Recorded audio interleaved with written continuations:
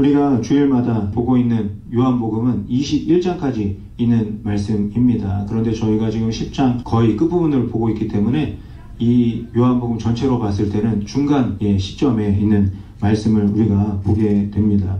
이 중간 정도 되는 이 시점에 예수님에게 위기가 생기게 됩니다. 성경을 보셔서 아시겠지만 예수님이 진리를 전하고 복음을 전할 때마다 유대인들과 바리새인들이 예수님 있는 곳에 나타나서 무엇을 했습니까? 예수님의 말씀을 듣고 믿음으로 반응한 것이 아니라 돌을 던져서 예수님을 죽이려고 했습니다. 수많은 사람들이 던지는 돌에 맞으면 어떻게 되겠습니까? 옛날에 이스라엘은요, 잘못한 사람이 있으면 돌을 던져서 죽였는데 어느 정도로 돌을 던졌느냐, 그 돌이 무덤이 될 때까지 돌을 던졌습니다. 그러니 돌을 맞고 살 수 있는 사람이 누가 있겠습니까? 예수님께 돌을 던지려 한다는 것은요, 결국 예수님을 이렇게 죽이려고 한다는 말이 되는 겁니다. 요한복음 10장 31절 말씀을 우리 읽어보도록 하겠습니다. 유대인들이 다시 돌을 들어 치려 하거늘.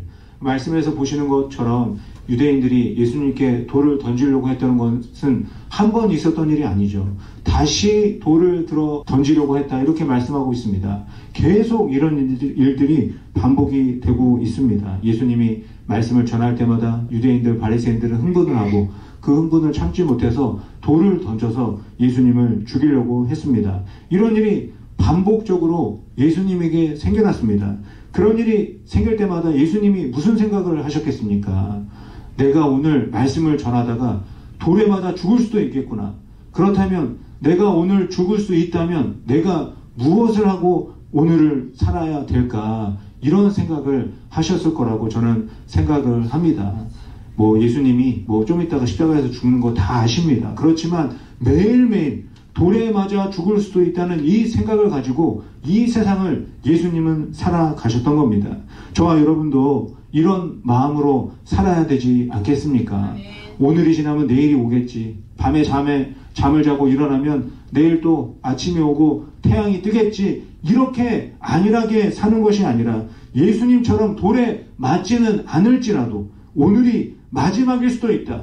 이 예배가 마지막일 수도 있다. 그런 마음으로 살아야 되지 않겠습니까? 죽을 수도 있다는 위기의 순간에 예수님은 과연 무엇을 하셨을까요? 어떤 행동을 하셨을까요? 그것을 오늘 말씀을 통해서 함께 나눠보도록 하겠습니다. 요한복음 10장 30절에 예수님이 어떻게 하실지 강한 마음을 보여주십니다. 같이 읽어볼게요.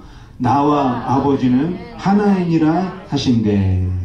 나와 아버지는 하나다, 이렇게 말씀하고 계십니다. 하나가 무엇입니까? 예수님이 가시는 곳에 하나님이 함께 하시고 하나님이 가시는 곳에 예수님이 함께 하시는 겁니다. 하나님의 생각이 예수님의 생각이고 예수님의 마음이 하나님의 마음이 되는 것을 하나다, 이렇게 말씀하고 계십니다. 오늘 저희가 성찬하기 전에 부를 찬양이 있는데요. 아버지, 당신의 마음이 있는 곳에 나의 마음이 있기를 원해요. 아버지, 당신의 눈물이 고인 곳에 나의 눈물이 고이기를 원해요. 아버지, 당신이 바라보는 영혼에게 나의 마음이 향하길 원해요. 아버지, 당신이 울고 있는 어두운 땅에 나의 두 발이 향하길 원해요. 마음과 눈길과 두 발이 하나님과 함께 향하길 원한다. 이게 무슨 말이겠습니까? 하나님과 하나 되길 원한다. 이런 고백의 찬양 가사입니다. 오늘 돌에 맞아 죽는다고 해도 하나님과 하나 되는 삶을 선택하신 예수님의 마음을 알 수가 있습니다. 그렇다면 하나님과 하나 되려면 어떻게 해야 되겠습니까? 저는 하나님과 하나 되기 위해서 다른 무엇보다도 하나님과 친해져야 된다고 생각합니다. 친해져야 그분의 마음을 담고 싶고 그분의 말과 행동을 담고 싶지 않겠습니까? 친하지도 않은데 멀리 있고 항상 두렵고 무서운데 누가 담고 싶은 마음이 생기겠습니까? 우리가 믿는 하나님은요, 저와 여러분에게 뭔가 대단한 것을 원하는 그런 분이 아니십니다. 저희들에게 많은 시간, 많은 물질을 원하는 그런 분이 아니십니다. 하나님이 원하시는 것은요, 저와 여러분이 내가 하나님과 친하게 살아가는 것을 원하십니다. 하나님과 정말 친해서 언제 어디서나 함께하는 그런 삶을 살아가기를 원하십니다. 하나님과 친하게 살아가는 것이 신앙 생활입니다. 하나님이 바라보는 것을 나도 바라보고 하나님이 향하는 곳에 나도 가는 것이 신앙 생활입니다. 직장에 있든지 가정에 있든지 학교에 있든지 어디에 있든지 하나님과 함께 살아가는 저와 여러분이 되시기를 바랍니다. 언제 어디서나 하나님과 함께하고 하나님과 하나 되어 살아가기 위해서는요, 하나님과 친해지는 것이 가장 먼저입니다. 마태복음 7장 22절 말씀을 보도록 하겠습니다. 그날에 많은 사람이 나더러 이르되 주여 주여 우리가 주의 이름으로 선지자 노릇하며 주의 이름으로 귀신을 쫓아내며 주의 이름으로 많은 권능을 행하지 아니하였나이까 하리니. 예수님의 제자라고 생각하는 많은 사람들이 예수님의 이름으로 놀라운 일을 행했습니다. 어떤 일을 행했습니까? 선지자처럼 말씀도 전하고 또 귀신도 쫓아내고 놀라운 일들이 많이 나타났습니다. 정말 기쁘고 놀라운 일 아니겠습니까? 그런데 이 이야기를 듣고 예수님이 놀랍다, 기쁘다 이렇게 반응하지 않으셨습니다. 뭐라고 말씀하시냐면요, 마태복음 7장 23절에서 예수님이 말씀합니다. 그때 내가 그들에게 밝히 말하되 내가 너희를 도무지 알지 못하니 불법을 행하는 자들아 내게서 떠나가라 하니라.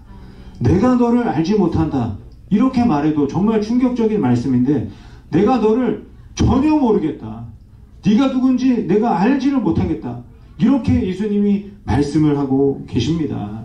예수님이 정말 모르실까요? 기적이 나타나고 귀신이 쫓겨나고 말씀이 전해진 것 다 알고 계십니다. 그렇다면 예수님께서 왜 이렇게 말씀을 하셨겠습니까? 기적을 행하고 권능이 나타나고 귀신을 쫓아낸 그 사람들이 예수님과 하나 되어서 예수님과 친해서 이런 일들을 하지 않았기 때문이죠. 그래서 예수님이 안타까운 마음으로 이 말씀을 하고 계시는 겁니다. 이들을 혼내는 그런 말씀이 아니라 정말 안타깝다 이런 마음으로 말씀하고 계시는 것이죠. 예수님은 저와 여러분과 친해지길 원하는 분이십니다. 기적이나 귀신을 쫓아내는 그런 능력보다 예수님과 친해져서 함께하고 하나 되어 살아가기를 원하는 분이십니다. 이것이 기독교 신앙의 기본이고 기초입니다. 하나님의 아들이신 예수님과 친해져서 하나 되어 살아가는 것이 우리가 믿는 기독교의 전부입니다. 우리 순복음교회 시작을 하셨던 우리 조윤기 목사님이 살아생전에 외치던 구호가 있습니다. 성령님을 인정하고 환영하고 모셔드리자. 제가 여의도 순복음교회 교회학교 지하 주차장에서 예배를 드렸는데 수많은 아이들이 예배를 시작할 때마다 성령님을 인정하고 환영하고 모셔드리자 이렇게 외치면서 예배를 드렸습니다. 무슨 말이겠습니까? 나의 모든 삶 속에 하나님을 인정하고 나의 삶 가운데 하나님을 환영하고 하나님과 함께 살아가자 이런 말씀 아니겠습니까? 간단히 말씀드리면 하나님과 하나 되자, 하나님과 친해지자 이런 의미가 저 안에 담겨져 있습니다. 우리가 오늘 주일이어서 예배로 모였습니다. 예배가 무엇입니까? 예배라고 하면 제일 먼저 예배 시간이 생각이 나죠. 교회에서 예배 드리는 것도 예배 맞습니다. 하지만 예배는 하나님을 인정하고 환영하고 모셔드리며 살아가는 삶을 말하는 것입니다. 주일날 교회에 와서 정해진 시간에 사도신경으로 시작해서 주기도문으로 마치는 것, 이것도 예배이지만 이 후에 교회에서 나가면서부터 그때부터가 진짜 예배의 시작이라는 것을 우리가 기억을 해야 합니다. 하나님과 함께 살아가는 삶, 하나님과 친하게 살아가는 삶, 이것이 바로 예배입니다. 요한복음 4장 24절 말씀 우리 같이 읽어보도록 하겠습니다. 하나님은 영이시니 예배하는 자가 영과 진리로 예배할지니라. 사마리아의 뜨거운 그 우물가에서 한 여인이 예수님께 질문을 합니다. 예수님, 어디서 예배해야 합니까? 산에 가서 예배해야 합니까? 예루살렘 성전에 가서 예배해야 합니까? 이렇게 질문을 하죠. 그랬더니 예수님이 저렇게 대답을 하셨습니다. 저게 무슨 말씀이겠습니까? 하나님은 영이시기 때문에 하나님이 계시지 않은 곳이 없다 이 말씀을 하고 계시는 겁니다.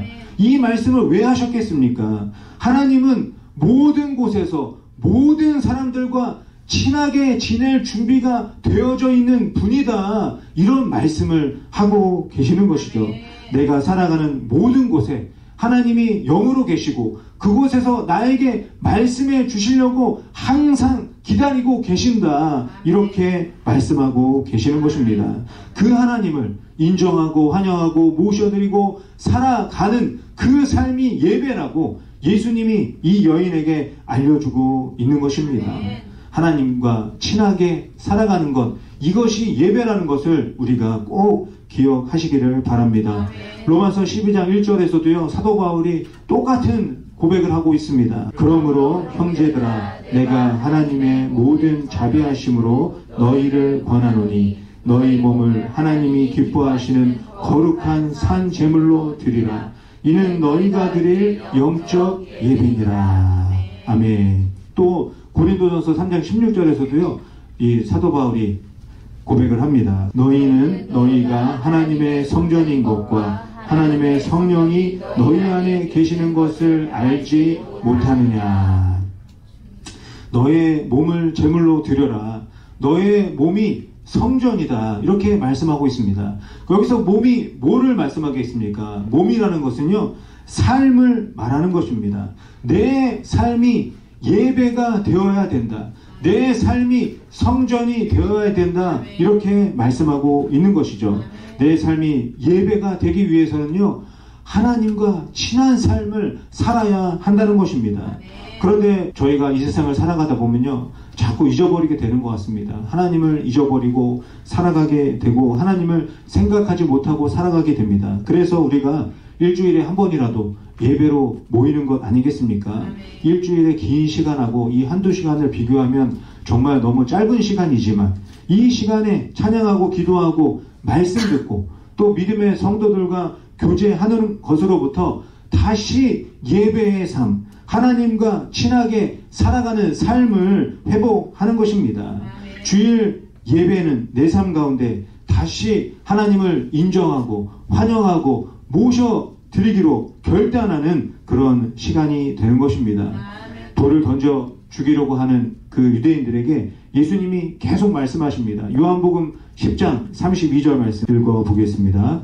예수께서 대답하시되 내가 아버지로 말미암아 여러 가지 선한 일로 너희에게 보였거늘 그 중에 어떤 일로 나를 돌로 치려 하느냐. 예수님이 뭐라고 말씀하십니까? 나는 선한 일을 했을 뿐인데 왜 나를 죽이려고 하느냐. 예수님이 유대인들에게 물어보십니다. 그랬더니 유대인들이 대답을 하죠. 요한복음 10장 33절 말씀 읽어볼게요. 유대인들이 대답하되 선한 일로 말미암아 우리가 너를 돌로 치려는 것이 아니라 신성 모독으로 인함이니 내가 사람이 되어 자칭 하나님이라 함이로라. 이 유대인들이 선한 일 때문에 돌을 들어 치려고 하는 것이 아니라 신성 모독을 했기 때문에 죽이려고 하는 것이다. 이렇게 이야기를 합니다. 이 유대인들이 말하는 것은요, 10계명 중에 3계명을 말하는 거죠. 3계명에 하나님의 이름을 망령되이 일컫지 말라, 이런 계명이 있습니다. 그러니까 내가 하나님의 아들이다 이렇게 말하는 것이 하나님의 이름을 망령되이 일컫는 것이고 하나님의 신성을 모독하는 것이다. 이런 이야기들을 유대인들이 하고 있습니다. 이 이야기를 듣고 예수님이 말씀하시죠. 나는 그런 것이 아니다. 나는 하나님을 모독하지 않았다. 나는 선한 일을 했다. 이렇게 말씀하시죠. 선한 일이 무엇입니까? 예수님이 말씀하시는 선한 일은요, 예수님이 이 땅에 오신 순간부터 매일매일 하나님과 함께하고 하나님과 친하게 살아간 그 삶을 선이라고 말씀하고 계시는 겁니다. 그 삶을 통해서 하나님이 나타나고 그런 삶을 통해서 하나님이 영광 받으셨기 때문에 내 삶은 선한 삶이고 하나님께 영광이 되는 삶이다 말씀하고 있는 것입니다. 요한복음 10장 34절 말씀 읽어보겠습니다. 예수께서 이르시되 너희 율법에 기록된 바 내가 너희를 신이라 하였노라 하지 아니하였느냐. 이 말씀은요, 시편 82편을 예수님이 인용하고 있는 말씀입니다. 시편 82편이 어떤 내용이냐면요, 재판관들에 대해서 권면하는 그런 말씀이 기록되어져 있습니다. 재판할 때 가난하고 힘이 없다고 해서 함부로 하지 말고 하나님의 말씀을 기준으로 공평하게 판결하라, 이런 말씀이 기록되어져 있습니다. 그렇게 하나님의 말씀을 기준으로 판결할 때 그 순간에 그 재판관이 하나님과 같은 역할을 하는 것이다, 이렇게 말씀하고 있는 것이죠. 비록 재판관이 사람이지만 그 말씀을 기준으로 판결하는 순간만큼은 하나님과 같은 존재가 되는 것이다, 이런 이야기를 하는 겁니다. 그렇다면 하나님과 매일매일 항상 함께하고 하나님과 친하게 지내는 사람은 누구라고 불러야 되겠느냐? 그들의 삶을 통해서 하나님이 드러난다면 그들이 하나님의 아들이고 하나님의 딸이고 하나님의 백성 아니겠느냐? 예수님이 이렇게 대답하고 있는 겁니다. 그렇기 때문에 오늘 돌에 맞아 죽어도 하나님과 하나 되어 살아가는 삶, 하나님과 친한 삶을 살기로 결단한 예수님이야말로 하나님의 아들이다, 이렇게 예수님이 말씀하고 있는 것입니다. 요한복음 10장 36절에서 예수님이 말씀하시는데 읽어보겠습니다. 하물며 아버지께서 거룩하게 하사 세상에 보내신 자가 나는 하나님의 아들이라 하는 것으로 너희가 어찌 신성 모독이라 하느냐. 하나님과 하나 되어 친하게 살아온 나의 삶은 하나님의 아들이라고 불릴 만하다, 이렇게 예수님이 말씀하고 계십니다. 그리고 이어서 요한복음 10장 37절 38절에서 말씀하십니다. 만일 내가 내 아버지의 일을 행하지 아니하거든 나를 믿지 말려니와 내가 행하거든 나를 믿지 아니할지라도 그 일은 믿으라. 그러면 너희가 아버지께서 내 안에 계시고 내가 아버지 안에 있음을 깨달아 알리라 하시니. 예수님이 행한 일들이란 무엇이겠습니까? 예수님이 말씀하시는 행한 일들이 기적일까요? 귀신을 쫓아낸 그런 일들일까요? 예수님이 행한 일은요, 바로 예수님이 날마다 하나님과 함께 살아온 그 삶을 말하고 계시는 겁니다. 하나님과 하나 되어져서 하나님과 친하게 살아간 삶을 내가 살았다, 이렇게 말씀하고 계시는 것이죠. 언제 어디서나 하나님을 인정하고 환영하고 모셔드리고 살아간 삶을 말하는 것입니다. 예수님이 기적을 베푸실 때, 귀신이 쫓겨나갈 때 하나님과 함께 하셨습니다. 그렇기 때문에 예수님이 기적을 통해서 보여주고 싶으신 것이 무엇이겠습니까? 나와 함께 하시는 하나님을 사람들이 보기를 원하셨던 것입니다. 하지만 유대인들은요, 예수님과 하나 되신 하나님을 발견하지 못했습니다. 그저 예수님을 죽이려고만 했습니다. 그래서 예수님은 그 유대인들과 함께 할 수가 없어서 그 곁을 떠나서 다른 곳으로 가십니다. 예수님이 어디로 가셨냐면요, 침례 요한에게 처음으로 침례를 받았던 그 장소를 찾아가십니다. 예수님이 왜 이곳으로 가셨겠습니까? 하나님과 하나 되어진 순간을 기억하기 위해서 그 장소를 찾으신 겁니다. 마태복음 3장 17절 말씀을 읽어보겠습니다.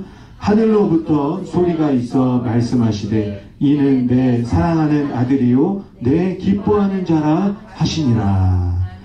침례를 받을 때 하나님께서 예수님에게 말씀하십니다. 예수는 내 사랑하는 아들이다, 내 기뻐하는 자다, 이런 놀라운 말씀이 임하게 되었죠. 하나님의 사랑으로 하나 되어진 그 장소, 하나님과 친밀해진 그 장소를 예수님이 다시 찾아가셨습니다. 그 장소를 다시 찾아오신 예수님을 보고요, 이 곳에 살고 있는 사람들이 말을 하는 말씀이 요한복음 10장 41절에 있는데 읽어보도록 하겠습니다. 많은 사람이 왔다가 말하되 요한은 아무 표적도 행하지 아니하였으나 요한이 이 사람을 가리켜 말한 것은 다 참이라 하더라. 사람들이 뭐라고 말하냐면요, 침례 요한은 아무런 기적도 없었다. 그런데 침례 요한이 말한 것은 진짜였다, 진리였다, 이런 이야기를 하고 있는 겁니다. 침례 요한이 자신의 제자들과 사람들에게 예수님을 누구라고 소개했습니까? 보라, 세상 죄를 지고 가는 하나님의 어린 양이로다. 침례 요한이 진리를 본 것입니다. 그리고 그 진리를 자신의 제자들과 사람들에게 선포를 했습니다. 어떻게 침례 요한은 진리이신 예수님을 알아볼 수가 있었을까요?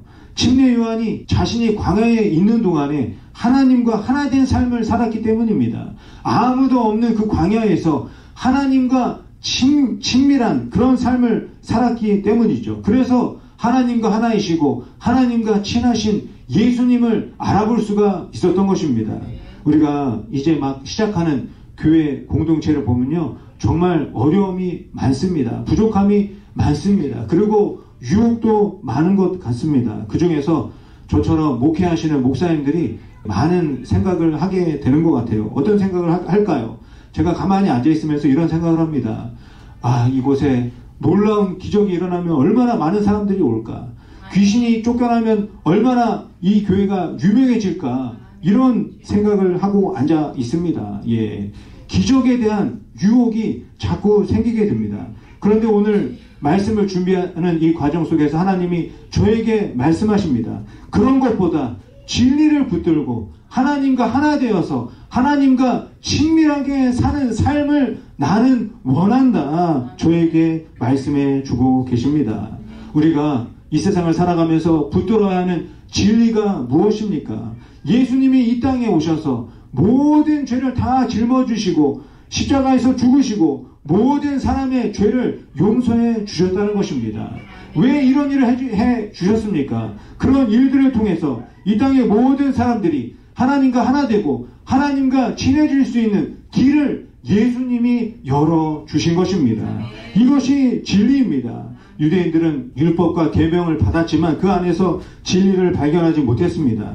율법과 계명을 통해 하나님과 하나 되는 삶, 하나님과 친밀한 삶을 경험하지 못했습니다. 삶과 예배가 분리되어진 그런 삶을 살았습니다. 그러니 자신을 하나님의 아들이라고 말하는 예수님을 알지 못하고 십자가에 죽이는 그런 안타까운 일이 생겨나게 된 것입니다. 하나님으로부터 율법과 계명을 받은 민족이지만 하나님이신 예수님을 알아보지 못하는 그런 안타까운 일이 벌어지게 된 것입니다. 바리새인들과 유대인들에게 정말 필요한 것이 진리를 붙들고 하나님과 함께 살아가는 것이었습니다. 하지만 이들은 그렇게 하지 못했죠. 큰 거리에서 날마다 큰 소리로 기도하고 헌금하고 구제하고 말씀을 달달달 외우는 것으로 다 된 것이라고 생각했습니다. 그런데 기도하고 구제하고 헌금할수록 이들의 삶은 하나님과 점점점 멀어지는 삶이 되고 말았습니다. 하나님과 하나 되고 친하게 살아가는 삶, 예배하는 삶이 중요하다는 것을 이 유대인들과 바리새인들은 깨닫지 못했던 것입니다. 사랑하는 성도 여러분, 살아계신 하나님을 인정하고 환영하고 모셔드리며 살아가시기 바랍니다. 하나님과 하나 되어 살아가시기 바랍니다. 하나님과 더욱 친하게 살아가시기 바랍니다. 언제 어디서나 하나님과 함께 이 세상을 살아가는 것이 예배라는 것을 기억하시기 바랍니다. 하나님과 하나 되어 살아가는 예배의 삶을 통해서 하나님을 드러내고 하나님께 영광 올려드리며 이 세상을 선하게 살아가는 저와 여러분이 되시기를 예수님의 이름으로 간절히 축원드립니다.